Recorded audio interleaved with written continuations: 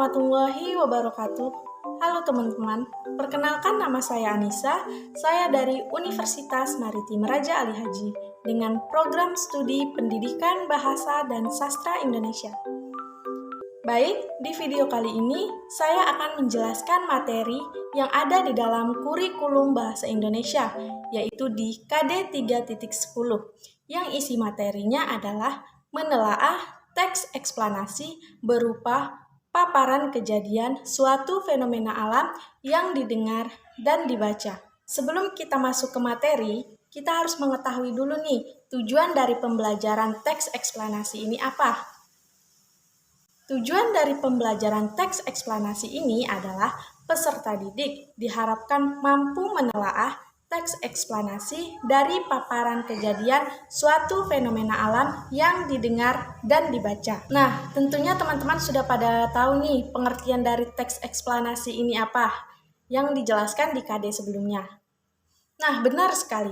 Pengertian dari teks eksplanasi ini adalah teks yang memiliki kandungan berupa mengapa dan bagaimana kejadian-kejadian alam, sosial, ilmu pengetahuan, budaya, dan fenomena lainnya bisa terjadi. Baik, sebelum kita masuk ke pembahasan selanjutnya, di sini saya akan menampilkan satu buah contoh dari teks eksplanasi. Dan ini dia.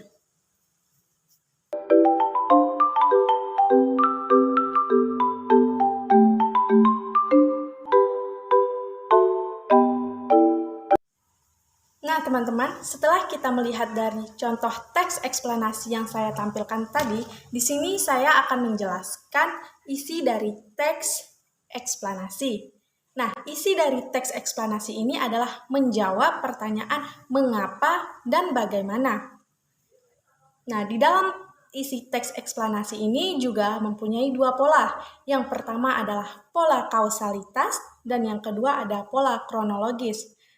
Di dalam pola kausalitas ini untuk menanyakan pertanyaan mengapa sesuatu itu bisa terjadi dan di dalamnya juga terdapat sebab dan akibat.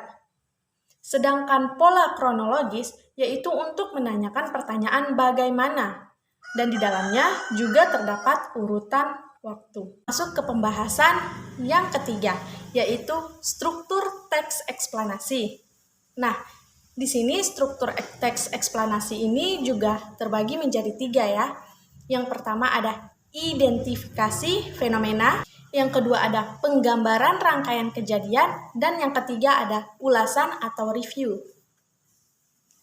Identifikasi fenomena ini adalah mengidentifikasikan suatu kejadian fenomena yang akan diterangkan atau dijelaskan.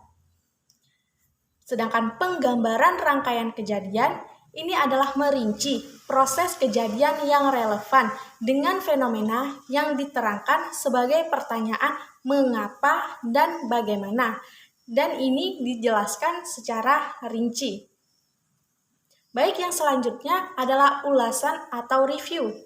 Nah, ulasan atau review di sini yaitu berupa komentar atau penilaian tentang konsekuensi atas kejadian yang dipaparkan sebelumnya.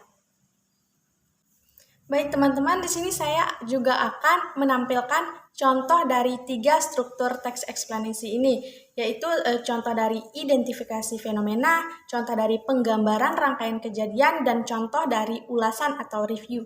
Dan ini ketiga contoh teks eksplanasi tersebut.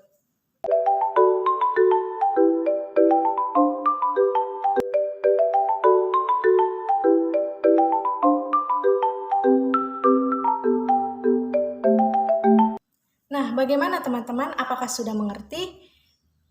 Baik, kita masuk ke pembahasan yang selanjutnya, yaitu pembahasan mengenai kaidah atau aspek kebahasaan. Nah, di dalam kaidah atau aspek kebahasaan ini juga terbagi menjadi 4 konjungsi. Yang pertama ada konjungsi kronologis. Nah, di dalam konjungsi kronologis ini, contohnya yaitu konjungsi setelah itu, lalu, dan pada akhirnya. Dan yang kedua ada konjungsi kausalitas. Nah, contoh dari konjungsi kausalitas ini yaitu adalah karena, oleh sebab itu, dan sehingga. Yang ketiga juga ada konjungsi kausalitas.